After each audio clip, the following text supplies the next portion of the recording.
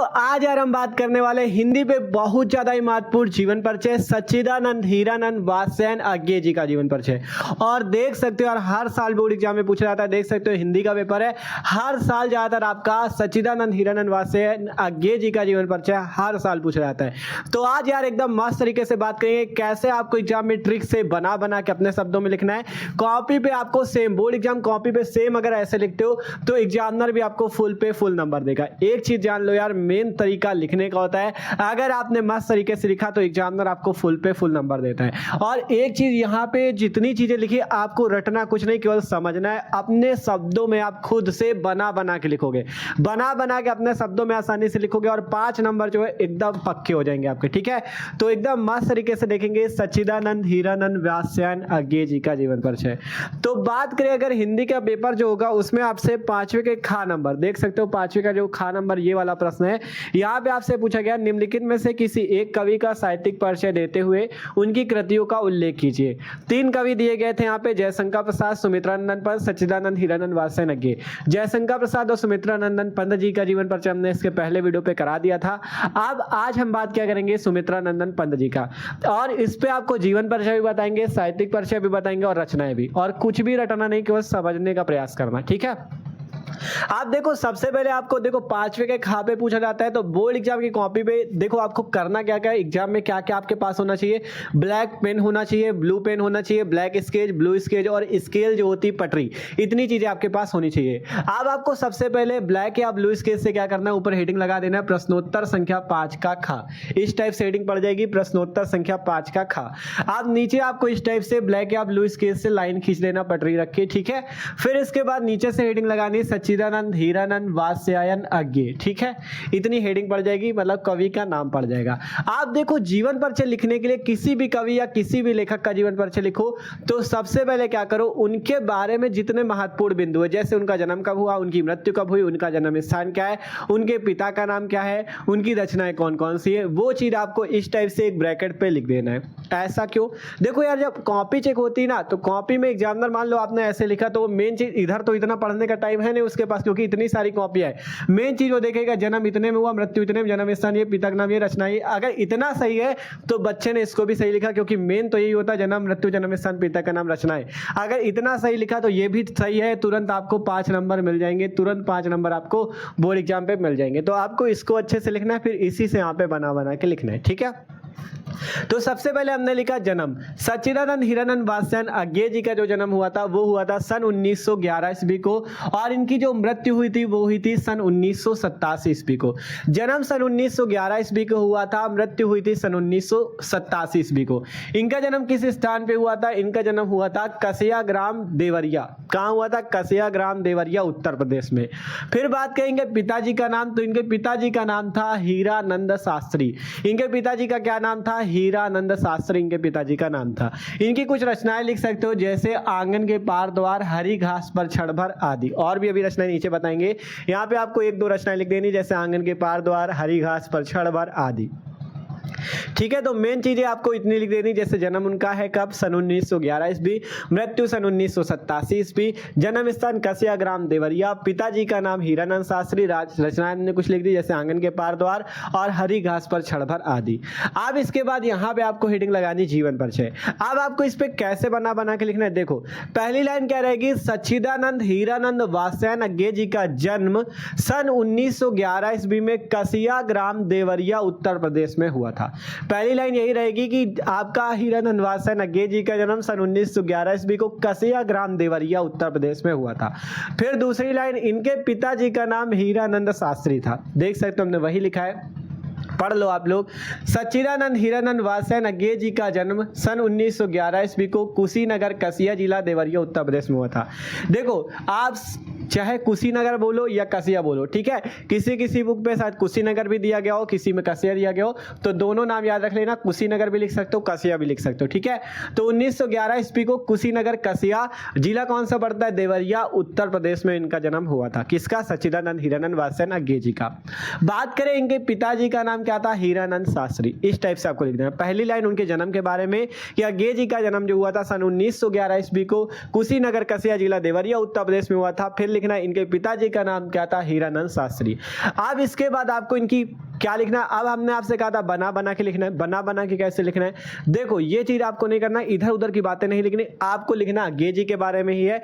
मतलब पहले उनके बारे में कुछ समझो, उनकी शिक्षा कैसे हुई, उनके जीवन में क्या हुआ, फिर आपको उसे अपने शब्दों में लिखना है। ठीक है, कैसे, देखो पढ़ो यहाँ पे फिर बताते हैं। जैसे हमने लिखा इनकी प्रारंभिक शिक्षा, अब हमने शिक्षा के बारे में लिख दिया। इनकी प्रारंभिक शिक्षा घर पर ही हुई तथा उच्चतम शिक्षा के लिए ये लाहौर के फारमैन कॉलेज से बीएससी की शिक्षा प्रथम श्रेणी में इन्होंने उत्तीर्ण की। मतलब जो प्रारंभिक शिक्षा थी, जो छोटे क्लासों की शिक्षा थी, वो घर पर ही रह के की तथा उच्चतम शिक्षा के लिए लाहौर के फारमैन कॉलेज से बीएससी की शिक्षा प्रथम श्रेणी में इन्होंने उत्तीर्ण की। इसके बाद इन्होंने एमए अंग्रेजी में किया।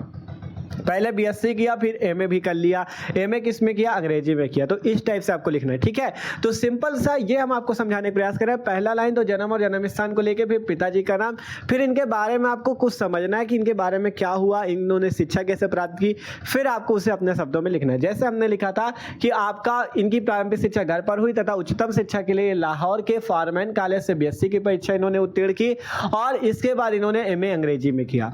फिर लिखा गया इसके बाद ये क्रांतिकारी आंदोलनों में भाग लेने लगे। जो क्रांतिकारी आंदोलन हो रहे थे उस समय, ठीक है, जो आपका देश को आजादी दिलाने के लिए जितने आंदोलन हो रहे थे, तो उन क्रांतिकारी आंदोलनों में ये भाग लेने लगे और इन्हें जेल यात्राएं भी करनी पड़ी। आप देखो यार, क्रांतिकारी आंदोलनों में भाग लोगे तो उस समय अंग्रेजों का शासन था, तब मतलब इनको कई बार जेल भी जाना पड़ा। क्रांतिकारी आंदोलनों में लगे रहने की वजह से इन्हें कई बार जेल यात्राएं भी करनी पड़ी। फिर लिखा गया जेल से वापसी के बाद सैनिक और विशाल भारत का संपादन किया। इनकी पत्रिकाएं थी सैनिक और विशाल भारत, उसका इन्होंने संपादन किया। कब, जेल से वापसी के बाद। जेल से जब ये बाहर निकले तो सैनिक पत्रिका और विशाल भारत का इन्होंने संपादन किया। इसके बाद कैलिफोर्निया विश्वविद्यालय में भारतीय संस्कृत और साहित्य के अध्यापक पद पर कार्य किया। फिर लास्ट पे आपको लिख देना इनका निधन सन 1987 ईस्वी को हो गया। इसी टाइप से लिखना है। देखो मेन कितने शब्दों में लिखना होता है, 80 शब्दों में। आपको 80 शब्दों में पूरा जीवन परिचय कंप्लीट करना है। 80 से 90 शब्द, 100 शब्द हो जाए, ज्यादा बड़ा ना करना। ठीक है, तो यही चीज सिंपल सी भाषा में लिखा हमने। पहले जन्म, जन्म स्थान, फिर पिताजी का नाम, फिर शिक्षा के बारे में, फिर थोड़ी बारी बातें और लिखी गई। मतलब ये क्रांतिकारी आंदोलनों में भाग लेते थे, जिसके कारण कई बार जेल यात्राएं करनी पड़ी। जेल से वापसी के बाद ये सैनिक और विशाल भारत का इन्होंने संपादन किया। इसके बाद कैलिफोर्निया विश्वविद्यालय से भारतीय संस्कृत और साहित्य के अध्यापक पद पर कार्य किया और लास्ट में लिख दिया जाएगा इनका निधन सन 1987 ईस्वी को हो गया। एक चीज जान लो, ये चीज जरूरी नहीं कि जितना हमने लिख दिया यही रट लो। रटना कुछ भी नहीं, जितना आप अपने शब्दों में लिखते हो वो ही आपका सही माना जाएगा। मेन चीज ये तो तैयारी करना पड़ेगा, जन्म का सन, मृत्यु का सन, पिता का नाम, रचना, ये सब चीज। फिर उसके बाद पहली लाइन आपको बताया जन्म और जन्म स्थान को लेकर, फिर पिताजी का नाम, फिर अपनी भाषा बना के लिखो। फिर लास्ट पे आपको इनकी मृत्यु के बारे में बता देना, इनका निधन इतने में हुआ। आप बस इधर उधर की बातें नहीं लिखना कि गाना ना कोई लिख के चलाए बनाने के चक्कर में। मतलब लिखना आपको अज्ञे जी के बारे में, उनके बारे में, आप शिक्षा इच्छा के बारे में अपने शब्दों में लिख सकते हो। ठीक है, अब ये हो गया जीवन परिचय। अब इसके बाद बात आएगी साहित्यिक परिचय। साहित्यिक परिचय में क्या लिखा जाता है? साहित्यिक परिचय में लिखा जाता है कि उनका हिंदी साहित्य में क्या स्थान था। आप जैसे अज्ञे जी हैं तो इनका हिंदी साहित्य में क्या स्थान था, तो उसको आपको लिखना है साहित्यिक परिचय पे। तो हमने लिखा अज्ञे जी प्रयोगवाद के प्रवर्तक के रूप में माने जाते हैं। अज्ञे जी जो हैं ये प्रयोगवाद के प्रवर्तक माने जाते हैं, प्रयोगवादी युग के प्रवर्तक माने जाते हैं। और इन्होंने तार सप्तक के प्रकाशन में एक नया सूत्रपात स्थापित किया। तार सप्तक का संपादन जो होता था उसके प्रकाशन में इन्होंने एक नया सूत्रपात स्थापित किया। मतलब जब से ये लग गए तब से उसको एक नई दिशा मिल गई तार सप्तक को। ठीक है, फिर इन्होंने कहानियां, उपन्यास, संस्मरण तथा निबंध विधा में रचना की। फिर इन्होंने क्या किया? कहानियां की, उपन्यास विधा में रचना की, संस्मरण तथा निबंध विधा में भी रचना की है। तो इस टाइप से हमने एक दो लाइन पे साहित्यिक परिचय लिखा। आप चाहो तो और भी बना के लिख सकते हो। ये बहुत अच्छे कवि थे, ये मतलब प्रयोगवाद से संबंधित। इसी टाइप से आप 2-3 लाइन चाहो तो बना सकते हो कि इन्होंने ये रचनाएं की, इस टाइप से। ठीक है, तो इस टाइप से साहित्यिक परिचय में आपको मतलब इनके हिंदी साहित्य के बारे में बताना। तो हमने मेन लिख दिया आपका जो चीज था, या अज्ञे जी प्रयोगवाद के प्रवर्तक माने जाते हैं और इन्होंने तार सप्तक के प्रकाशन में एक नई भूमिका स्थापित किया और इन्होंने कहानियां, उपन्यास, संस्मरण तथा निबंध विधा में रचना की। अब इसके बाद एक चीज जान लो, आप जिस भी कवि या लेखक का जीवन परिचय तैयार करो उनके कम से कम 5-6 रचनाएं जरूर तैयार कर लो, क्योंकि आपसे कृतियां पूछी जाती, रचनाएं पूछी जाती। तो हमने यहाँ पे रचनाएं कुछ लिखी, इनको तैयार कर लेना। कौन कौन सी रचनाएं जैसे लिखी, सुनहले सवाल हो गई इनकी रचना, कितनी नावों में कितनी बार इनकी रचना है, शेखर एक जीवनी बहुत ज्यादा महत्वपूर्ण, ये पूछी भी जाती है, शेखर एक जीवनी किसकी रचना, गे जी की है। फिर है हरी घास पे क्षण भर, ये ऊपर भी लिखी थी, ठीक है। फिर है अरि ओ करुणा प्रभा में, अरि ओ करुणा प्रभा में इनकी रचना है। और एक ये वाली है आंगन के पार द्वार, ठीक है। तो ये कुछ प्रमुख रचनाएं हैं, इनको आप तैयार कर लेना, ठीक है। मस्त तरीके से अगर इस तरह से लिखते हो कोई भी आपके 5 नंबर काटने वाला नहीं। जैसे यहाँ पे हाईलाइट किया गया ब्लैक पेन वाला, वैसे ब्लैक पेन से जो चीज़ ब्लू से लिखा है उसको ब्लू से, ठीक है। तो सिंपल आपको इस टाइप से लिखना, और जो हेडिंग होया करे उनको ब्लैक स्केच और ब्लू स्केच से डाला करो, मस्त लगेगा, ठीक है। तो आशा करते हैं आपको आज अज्ञे जी का जीवन परिचय समझ में आया होगा। सेम इसी तरह से आपको कॉपी पे लिखना है। अगर ऐसे लिखते हो तो यार आपको पूरे 5 नंबर मिलेंगे। तो वीडियो अच्छा लगा हो यार तो लाइक कर देना, और जो लोग चैनल पे ना हो सब्सक्राइब कर लो, क्योंकि मस्त तरीके से आई चले आपकी क्लास 12th हिंदी की। और आप चैनल पे जाके प्लेलिस्ट देख सकते हो हिंदी की, आपको वहाँ पे मिल जाएगी। हमने बहुत सारे कवि और लेखकों के जीवन परिचय कराए हुए हैं, वहाँ से आप जाके और भी कवि और लेखकों के देख सकते हो, ठीक है। तो मिलते हैं यार अगले वीडियो पे, इसका जिसको स्क्रीनशॉट करना हो कर सकते हो।